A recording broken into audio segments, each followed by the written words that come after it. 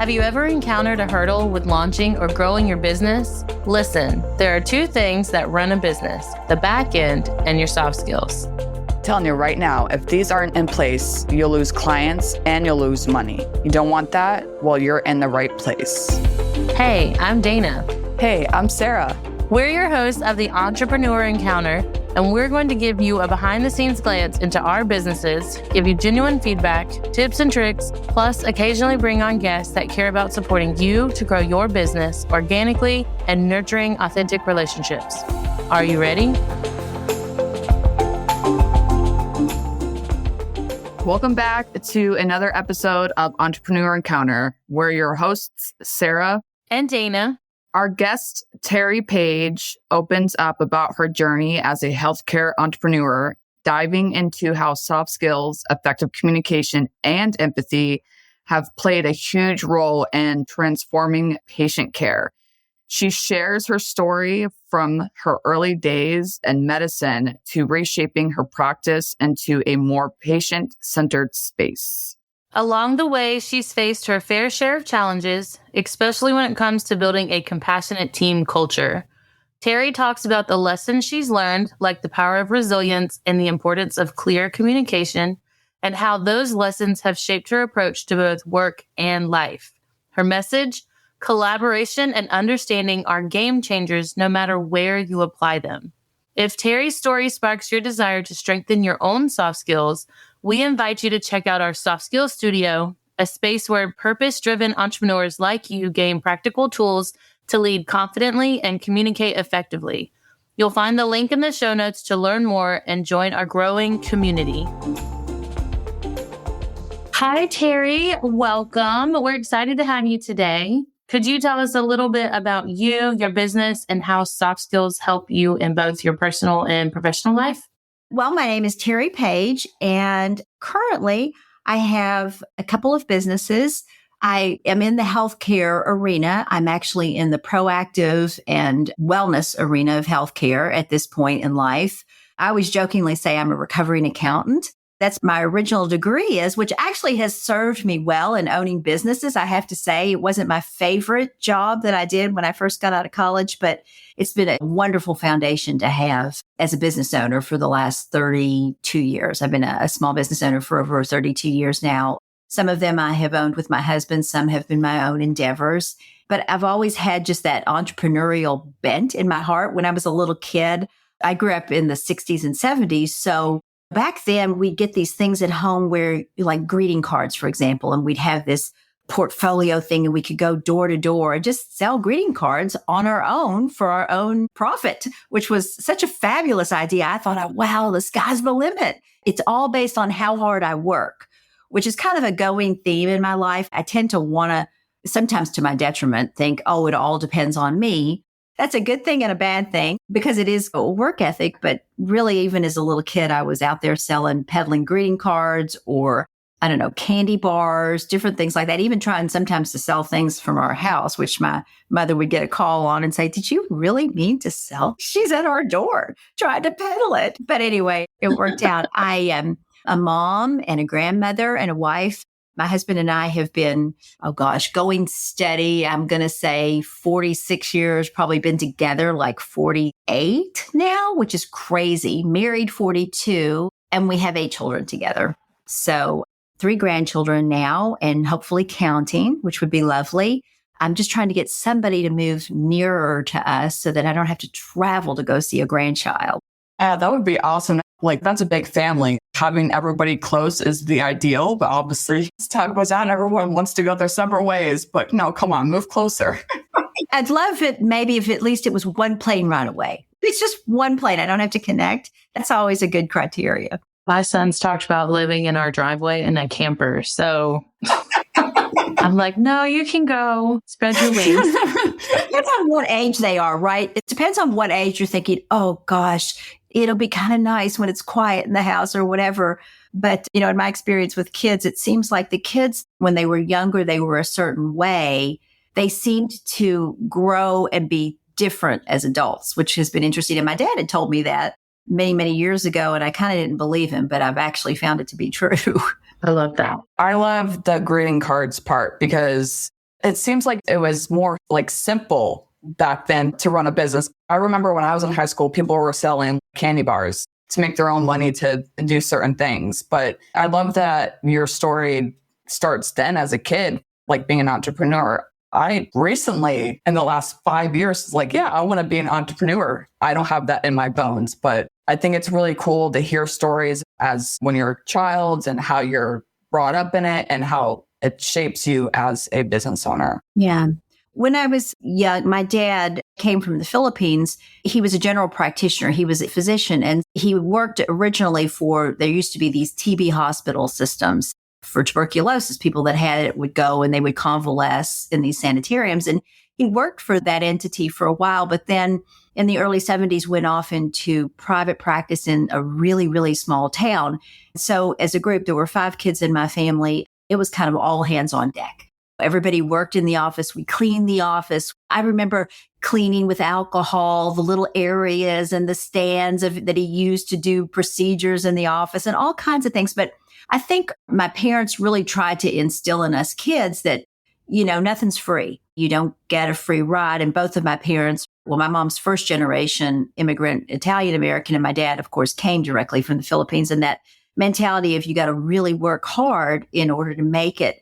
So they wanted us to know the connection between how we ate and how hard it was to do that, which I think is a good thing to know, that it's not just handed to you on a silver platter. So I did grow up with that model of you own your own thing, you manage your own cash flow, you have people that depend on you as employees or part of your team, that you're helping their family like that as well by providing a good environment and paying, right? Providing a wage so other people can live.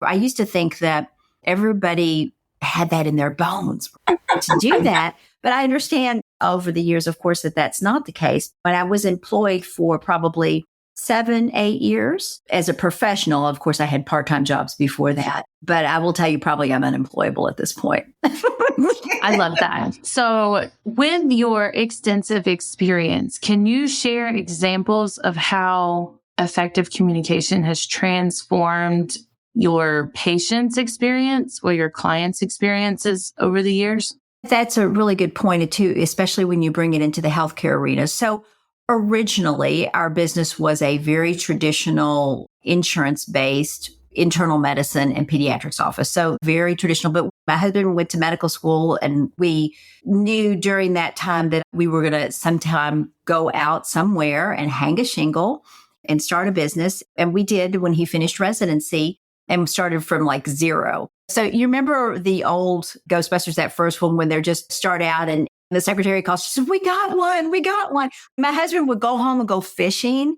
And it was me and a nurse who worked in the office. And we'd call him when we got a patient, like, come out, we have a patient. Especially now in healthcare, oftentimes as a patient, we don't feel heard.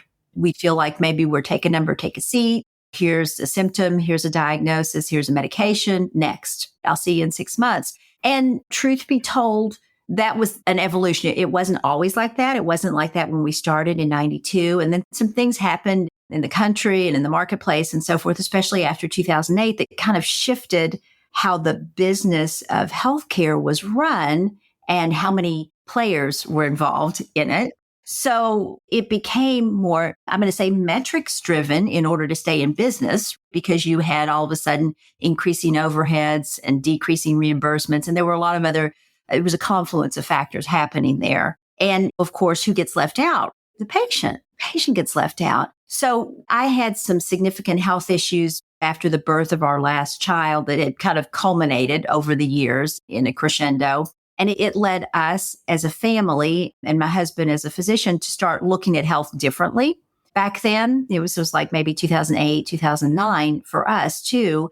And we made some significant changes at that point in our own philosophy in health, and then ultimately wanted to bring this type of care at the time, our traditional practice. So I had been out of the office for several years. I actually had 6 of those kids in 7 years. And I'd been out of the office. I'd been dealing with my own health issues. I'd been raising kids. We'd been homeschooling. So there was a lot of joy and a lot of also health issues during that time. But I did go back into the office at the beginning of 2011, and my job was to start to build a medical practice that was going to be more focused on wellness and prevention and proactive care as opposed to reactive. And a big piece of that is listening. It's listening to people. It's helping people be heard, listening to that story, listening to the backstory, because somebody might present with like a problem, but there's like a whole backstory back there that has influenced that and maybe created it. And unless you're listening and communicating and not just listening to say the next thing, but truly absorbing and listening, then you'll miss that. So that has become part of our model. And that's one of the most gratifying things now, fast forward many years later, that we have transitioned. And now this is the only type of medicine we practice in our medical clinic, is that people say, I feel like you heard me. I feel like you saw me. And it can just be asking about their kids, remembering that maybe they had a big wedding that they just did or something like that. But that's so important to connect on a human level, especially if you're trying to navigate someone's health issues.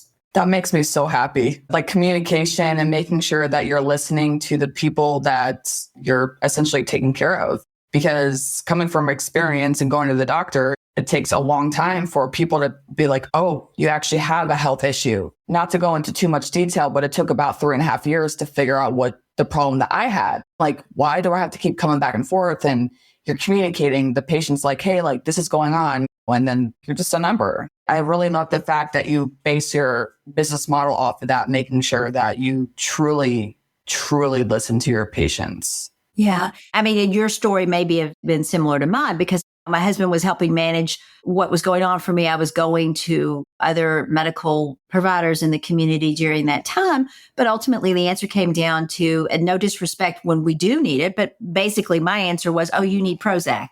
You need an antidepressant. That's what's wrong with you. And yeah, maybe I did at the time, but that wasn't the reason, right? Yeah. It wasn't just I needed another medication to help my brain or whatever, help manage my mood. It was so much more than that. And ultimately, we were part of that system because you kind of get educated, especially when you're out in practice in the traditional medical arena. A lot of education happens from pharmaceutical companies and things like that. So that's your paradigm. That's your paradigm, right? And for us, it was because I was such a squeaky wheel at home. I think at some point my husband was like, oh, I better listen to her because she is not happy. It's funny to look back. Don't you think when you look back on your own experiences, you see how things fit together and maybe it stunk at the time, but there was some good that came out of it. And that's really opened up awareness and empathy for others because maybe used to be, he would think somebody that it was all in their head, right? Or they were a hypochondriac or whatever that was. But now realizing, no, it was just that I was uneducated. I didn't understand what was really happening for that person. Maybe they didn't have the vocabulary to articulate it. So that's going to lead me to my next question. How do you convey those complex concepts in a more understandable way to your patients? How do you break it down from the PhD level to the 3rd or 4th grade level? Yeah. One thing that has helped me too, I will tell you that over the years, I've had the opportunity, and I know that neither of you all have hit this magic number yet, but when you turn 50, something happens. You all of a sudden go, hey, wait a minute, this is not working for me anymore. I really want to take this on. There's like this little that happens. I don't know what it is. But when I turned 50, I realized that the whole world of coaching was opened up to me. I'd become a certified lifestyle coach with all of the science information. But the last module of that training was actual coaching technique. And I didn't know anything like that existed before, that it was different from therapy and consultation.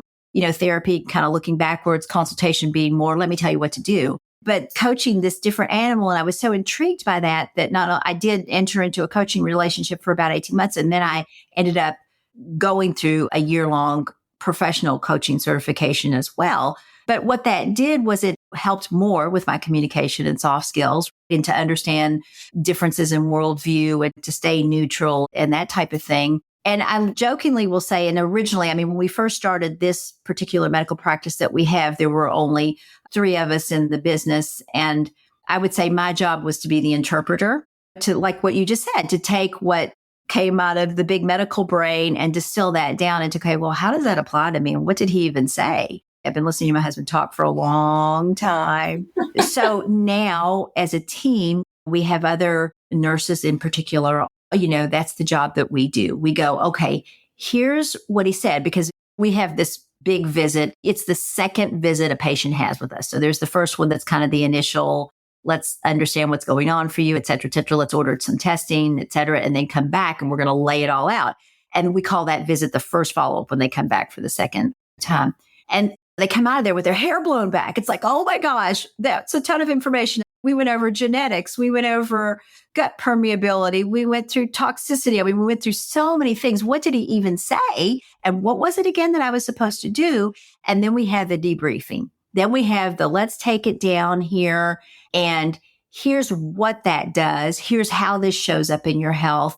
You said you were having these symptoms. Well, here's why. And these are the tools that we recommend that could help you move the needle. And then we break it down at our center. I do a lot of education, but I do 10 classes a month on topics like this, again, to try to bring it down into the practical level. And to your point, I think telling stories helps. Telling stories where you can relate and then connect the dots, that helps people bring it home, so to speak. That's a good way to do that, because I'm thinking back to when I've been to the doctor, right? And they tell me something and I'm like, what do you mean? So I would ask a bunch of questions, like just go down the line of asking all the questions so that I was able to better understand, because maybe it depends on the type of doctor's office you go to, because your office, your practice seems to be very patient centered. Like you want to make sure that they're well and educated and all the great things that they need to be able to become healthier.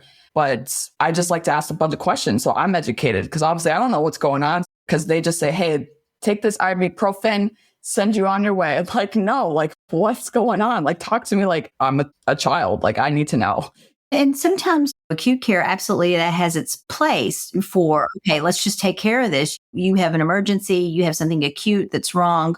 We need to manage that. That's a really good spot for, I'll say, traditional medical care, especially in the US. But there's a whole movement now, I think, too, like direct primary care is one that's more focused on spending time and that type of thing, and really trying to focus on the why and the how and prevention, which is a good thing. But it's a process. I mean, we've seen a lot happen in healthcare over the last, 32 years of just being in the business. And then, of course, just growing up in it. It's changed so very much. But I think people are waking up, especially after the pandemic. I think during the pandemic, I think a lot of folks realized I need to take responsibility and understand and take good care of myself, and maybe ask more questions like what you're saying, so that I understand.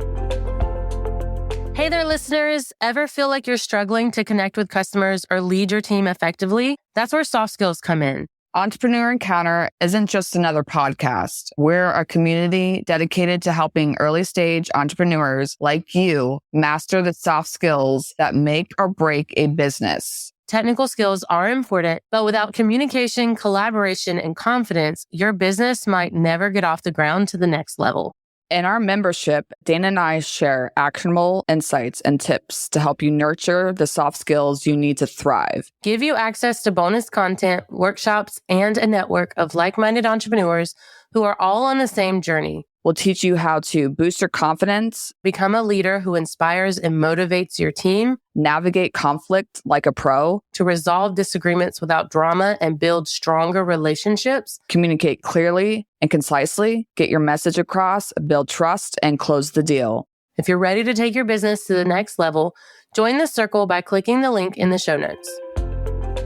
We've discussed a lot of client-facing communication and breaking things down. And that kind of also correlates with creating a team culture, or everyone has to be on board. It's not just what you and your husband do, but you have to train your team to do that. So how do you use empathy and compassion to shape the culture of your current business?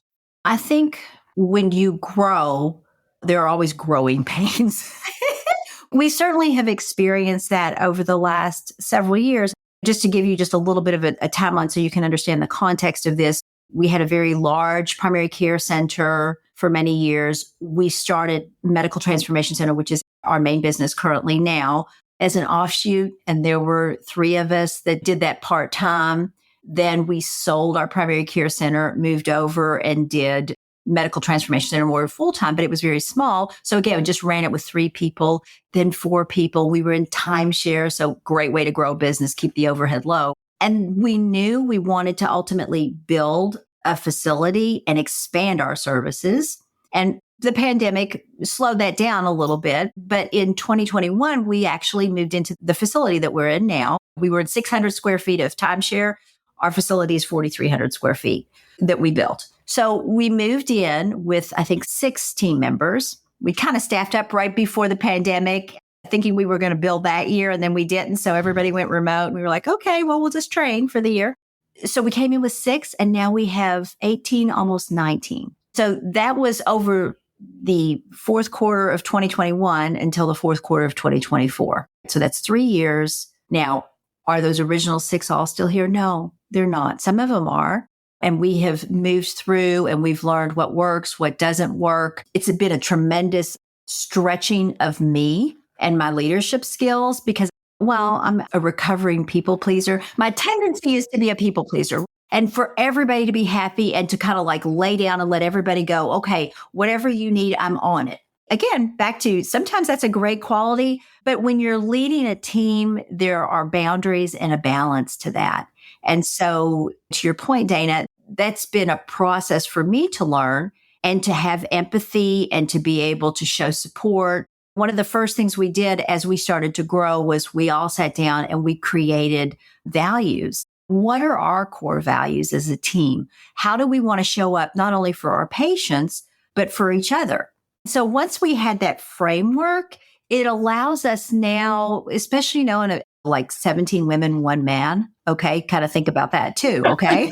So it allows us to go back and go how we're behaving, or is this decision, what we're doing, is it over here what we said we were all about? Does it align with that? And if it does, let's go. Or if our behavior does, great. Maybe it's tough, but maybe it does align. So we need to keep moving. But if it doesn't, then we need to check ourselves. And that really goes for all of us. And we've had conversations about that as a team too, because again, back to the dynamic of all women too, which are girls. I love it. But sometimes ours is more to harbor a thought or a resentment or you looked at me funny, that kind of thing. Whereas guys would just like duke it out and be done with it. So, that's been a stretch. So it's trying to go back to those values that we said we were all about: respect, integrity, all of the different things that we said we were about, not only for our patients and how we approach healthcare, but also how we treat and approach each other, and always trying to make sure that we align it. And do we do it perfectly? No, absolutely not. But we are a work in progress.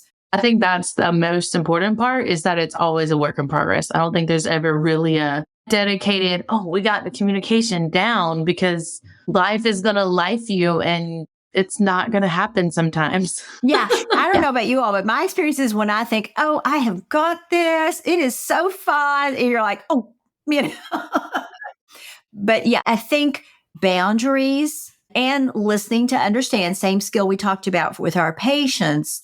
But then also there are hard conversations we have to have, right, as leaders, and corrections and course corrections and things like that. And so if we stay true to what we all agreed on, that we said we were about, right, our values, then even though it might be a tough conversation, we all agree. Yeah. Always coming up with like improving, problem solving, brainstorming, like new ways of maybe, okay, if this is not working, let's try this instead. If you have values and everybody can uphold those, then I think that would help shape the workplace culture. And hopefully everybody is in tune with that and that they want to stay for the long term and not just short term. Yeah. And some folks move on because maybe that's not valuable to them at this point in their life. And even though it's hard, it's better to do that, to prune as needed, than to keep going and bring down everybody. Exactly. So on a closing note, because this will be our last question, what is one lesson with communication, resilience, empathy that has had the biggest impact on your success? One lesson, huh? That's a tough one. We touched on this in the very beginning. For so long, I thought that if I didn't know how, or I wasn't good at it, or I couldn't get something done or had a skill or whatever, I would think, oh, there's something wrong with me. I'm a failure. And that's that deep psychological thing back here. There's something wrong with me. What's wrong with me? Or even be afraid to ask for help for the longest time. And probably it wasn't until I had alluded to some health problems many years ago when I had my last child, and he's 18 now. But it was a very humbling time because actually I was in bed for 2 years. So when you've got 6 kids under 7 and you can't really get up that much other than to go to the bathroom and maybe take a shower, people have to help you. You have to understand that to finally realize. And then of course, fast forward several years to having the businesses that we have had post that time, to realize that it's okay not to know everything and you're not a failure for that. Actually, you're smarter and stronger when you build a network and resources of people that can come alongside you and complement you, as opposed to I've got to be everything. Back to that thing of it all depends on me. That's good sometimes, but we have to find that balance of it's a wonderful thing to have a team and to allow people to grow and to take responsibility, that no, it doesn't all depend on you. You might get hit by a bus. And if you've got a group and wingmen and women and resources that you can draw on, you can soar so much higher than if you cling on to that.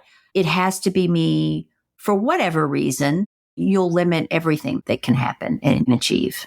That is definitely a lesson for people to learn because, again, I love that you can talk to somebody that has a different perspective, has a different way of doing things. I would rather have conversations with those people because then it would help me learn also. Because for example, Dana and I, we have totally different skill sets, but we complement each other so well that I believe that that's why we work so well together, because 2 different people, 2 different perspectives, and we come together as one. And I think that's beautiful. Yeah. It's kind of the way my husband and I are. If you put us together, we're a whole person. Which is good. We're so opposite of each other, but it works. Perfect. I love that. Well, thank you again for being a guest. How can everyone connect with you? Well, terri.paige. So Terri.Paige. I'm on Instagram. I'm on Facebook. If you reach out to our Business Medical Transformation Center, we have a contact us form and just let them know, hey, I wanted to chat with Terri, or you can do it that way. I recently opened a TikTok account. One of my other businesses is getting ready to go into the world of TikTok. And so I thought, okay, I guess I need one personally. It scared the heck out of me to do it, but I'm on TikTok now. We'll make sure to include all of those links in the show notes. But until next time. Bye. Thank you. Thank you so much, Terri. Thanks for tuning in to another episode. Remember, soft skills aren't just some fluffy buzzwords that get thrown around in the corporate world. They're the key to unlocking your full potential as a professional and a human being. Don't be afraid to invest in yourself and seek out opportunities to improve your soft skills. Sarah and I have a variety of workshops, online courses, and complimentary clarity calls for you to practice in real time with us. Links are always in the show notes. And be sure to join us next time for more insights, tips, and tricks to help you succeed in your entrepreneur encounter.